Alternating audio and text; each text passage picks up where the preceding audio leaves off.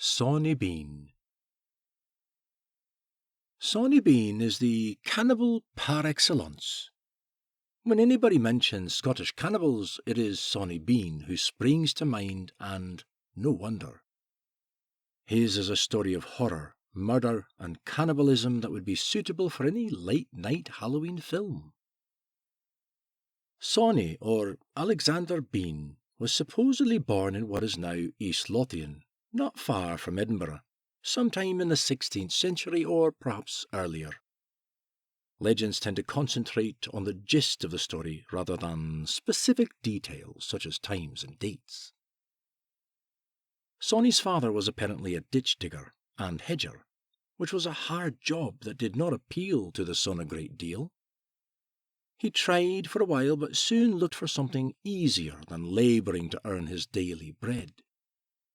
He found a wife, or at least a woman, and together they left home and wandered across Scotland for a while, until they reached Binnenhead in Carrick, in what is now North Ayrshire. Rather than live conventionally, Sawney and his wife found a deep, secluded cave in the coast, possibly Binnen Cave itself. 200 yards long and with the entrance blocked by the sea at high tide.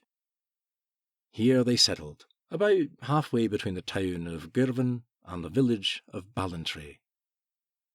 And from here they began to make the country hideous for locals and travellers. The main coast road passed close by, and people began to disappear. At first individually, and then, as the years passed, in pairs, and even quite large parties.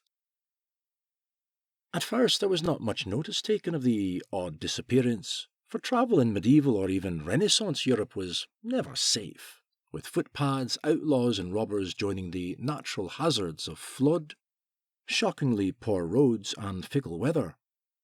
But in time, people noticed a pattern. They realised that travellers in the southwest seemed very prone to disappear, and they began to wonder why. Local people became very wary, but despite their caution, they could not work out what was happening. In the meantime, Sawney and Mrs. Bean had been busy. Perhaps the honest toil of ditching was not to their liking, but there were other occupations in which they excelled. As the years passed, they produced 8 sons and 6 daughters, and then 18 grandsons and 14 granddaughters. Indeed, they seemed to breed prolifically, if incestuously, for all the children and grandchildren had only themselves for partners. And as soon as they were old enough, the young Beans played their part in this family business. Some people are born into a culture of cannibalism and know no better. Others have it thrust upon them from necessity and starvation. But Sawney Bean and his wife took to it from choice and proved themselves experts. With the cave a virtually perfect hideaway, they rarely ventured out in daylight, but prowled the roads by night, using their growing clan of predatory monsters to ambush any lone traveller.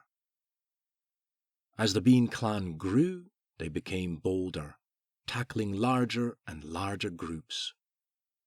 Once the Beans murdered their victims, they carried the bodies back to their cave, stripped them, cut them up, and ate whatever they most fancied. Whatever was not immediately eaten, they would pickle, presumably in seawater, of which they had an unlimited supply, and the inedible portions were simply thrown into the sea for the tide to distribute wherever it pleased. Perhaps it was the reappearance of these bits and pieces of unfortunate humanity that alerted and alarmed the local folk into taking more direct action.